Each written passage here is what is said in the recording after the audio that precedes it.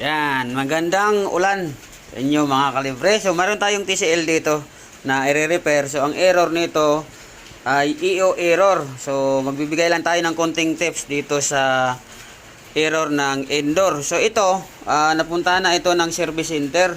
So, pinalitan ito ng board na bago. Pero tingnan mo naman yung board nito. Bago pa rin ang board dito eh. So, nung pinalitan ng bagong board, so, EO pa rin. Tingnan mo. Yan dito, EO, yan ang EO error. Pero tingnan mo, may communication na yan. So, ibibigay lang natin yung tips dito. So, pagka may na-encounter kayo na ganitong error na E6, ibig sabihin ng E6 is yung pan motor. Tingnan nyo, walang pan motor yan. So, sa iba kasi, na E6, communication error yan pag sa couple, para hindi kayo malilito. So, anuin natin tong sensor. Tingnan, ginalaw na nila yung sensor, oh.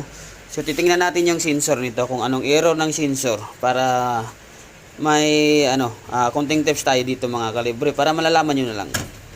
Oh, tinanggal natin yan.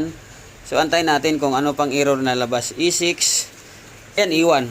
Oh, E1 error, saka E2 error, yung indoor sensor.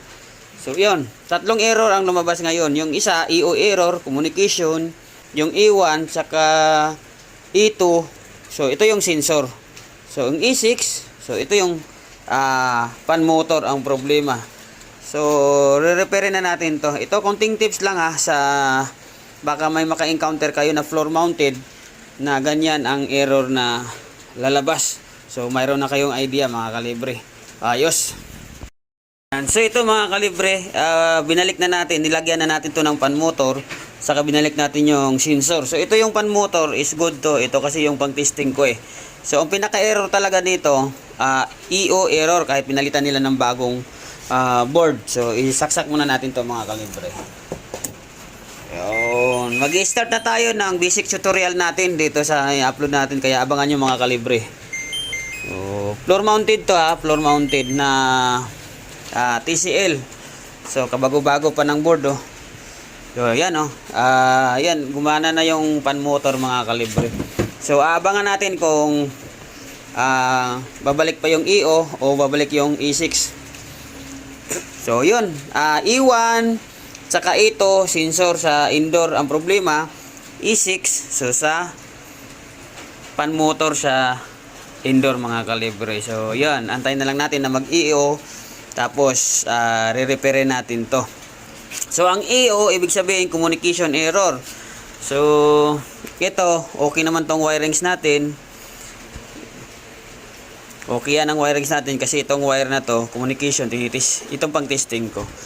So, ang i-check na lang natin ito kung kumpleto yung supply. So, ituturo din natin kung paano mag-checking ng supply nito, ng TCL.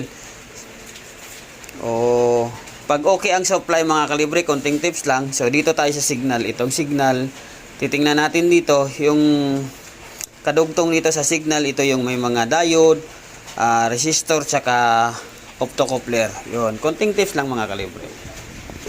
Yun, so yan mga kalibre. EO error na siya. So ito talaga yung pinaka original na error, kaya pina-repair dito sa atin. So, hindi na lumabas yung E6 saka E1 ito kasi binalik na natin yung sensor saka nilagyan natin ng pan. So, re-repair natin dito at ipapakita natin sa inyo mga kalibre kung anong pinalitan natin dito